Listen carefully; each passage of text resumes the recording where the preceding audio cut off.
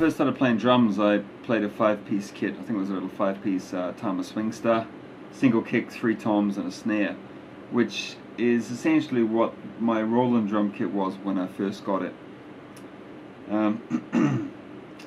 But when I was about 17, I changed from the 5-piece configuration to a 9-piece configuration, which was basically same as Lars Ulrich from Metallica used, or Dave Lombardo used from Slayer, etc. This is back in the 90s, right?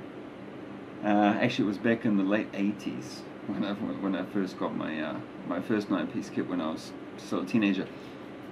And so it had a double kick with the snare sort of positioned directly between my legs, 4 mounted toms and 2 floors, so 6 toms all around. And I played that for about 10 years, I suppose, and it was what I was most comfortable with, and I wanted to try to emulate that again somehow. I also wanted to remove the sort of PlayStation Drum Hero aspects of the kit and sort of transform it into something that mirrored a genuine drum set.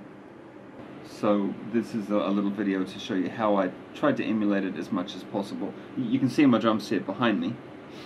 I'll just talk you around it, shall I? I've got this little pad here.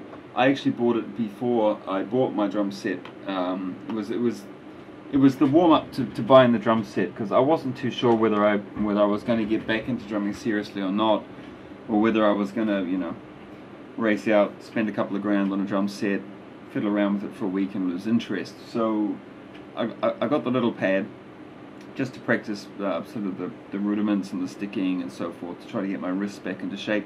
It had a little metronome attached to it. It was a Roland was it an RM2. The problem that I faced when I actually did this little extra tom mod was that the mounted toms were too far to the right. It was basically, there was like one here, and one was sort of squeezed in under here, and it just seemed a little bit too far away. The kit was still felt like a 5-piece kit, like all the toms and all the drums were basically over this side, and the cymbals were over this side, and the hi-hat was here, and all the drums were too far removed, sort of this way. And I wanted to bring them back more sort of central, the way a 9-piece kit is. It's all kind of it's kind of mirrored, So what I wanted to do was to bring those toms over, so it was a little bit more like the 9-piece that I used to use. So what I did was I got the original frame. I took this bar off and I moved it over to here, and that allows me to mount toms or any sort of extra cymbals that I wish to add to it later on. The next little mod I did was I found that the bass drum trigger, the bass drum pad, as is from the factory, when you place it on the ground and you play it normally, I've got a double kick pedal, so I'm sort of moving around. I'm using quite a lot of power in my feet, or as much as I can muster anyway. And the little pad ends up walking sort of forwards. It keeps on moving away. So by the time you're sort of halfway through a song, it's about a foot ahead of where it's supposed to be, right? Not wanting to race out and spend a lot of money and get something made, or buying something from Roland if they did happen to have something. I experimented with the tape and the bits of string, and none of that really worked.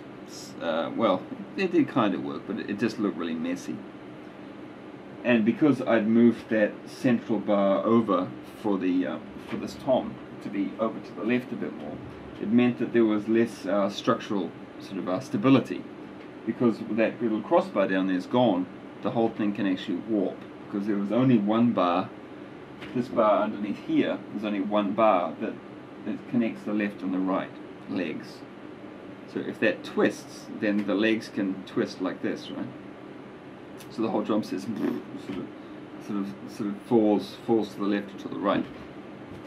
So I defeated both of those by adding these little slats here.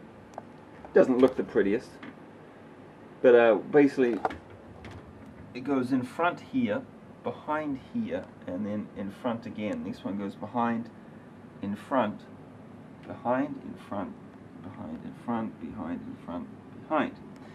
and that means that this cannot ever move, no matter how much force. Well, if you tied a car to it and drove away, it'd move, but I mean, as far as playing drums goes, that is not going to go anywhere. And it also adds more stability and structure to the actual frame. So that's how I kind of got around that little problem. Now, I managed to get 2 extra small cymbals. These 2 cymbals here, this one here and this one here. I found them at a second-hand shop, just in the junk corner, obviously, off somebody's old kit. They just wanted to get rid of them, so they just dropped them off at the shop to, you know, sell. And it was the pads were only about like $3 each, and the little aluminium stand that came with it was about $5, I think. So all in all, it cost about, I don't know, $10 or so to get the 2 little pads and the little stand, which I've just gaffer taped on. It's pretty rough, but I then had problems with being able to connect it to the sound module correctly, and I found this place online that that made splitters. If you don't know what a splitter is, I can show you. Right, there are 2 types of splitter. There's one that's got a male 3/4 inch to 2 females. So say you could connect that to your say the auxiliary end on your sound module, plug that in, and then you've split it, which means one goes to the head and one goes to the rim, because you know most of these triggers or these pads are dual trigger, right? You've got the edge and then you've got the head, so you basically split it. So if I, for example, split the snare and took the rim away, it means that the rim on the snare doesn't work anymore, but it means that I can connect it to say a cymbal, and the rim or the edge of the cymbal is activated, which means that I can assign say a crash sound to a cymbal and still have the snare. But you know, you have to compromise. You lose the rim, so if you're into playing bossa nova, you're out of luck. The other one is this one. It's essentially the same thing, but it's a female to females, and it's the same deal, head and rim. Anybody out there who's got a Roland kit probably knows about these splitters. If you don't, well, check them out, because you can expand your drum set. Here's a detailed diagram of how I've configured the splitters within my kit. For example, if you have a look at Tom 1 or Tom 2 or Tom 3, they're all split, right? So for example, Tom 1 is split into Tom 1 and Tom 2.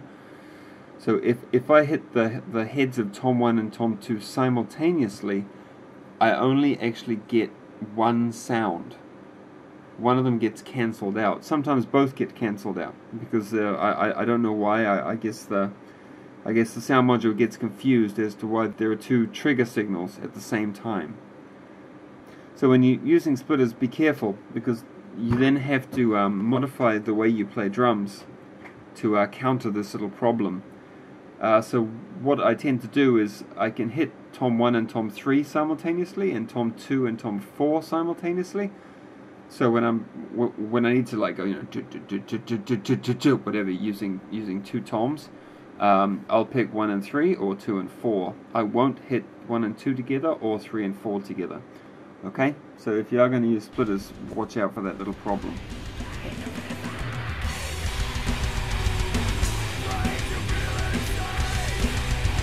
Alright, well, I hope that's helpful, and if you have any other questions, you can just check it in the comments if you like. Okay? Okay. If you enjoyed the video and would like to watch another, feel free to click on any of the video clips in this menu to be transported directly to that video.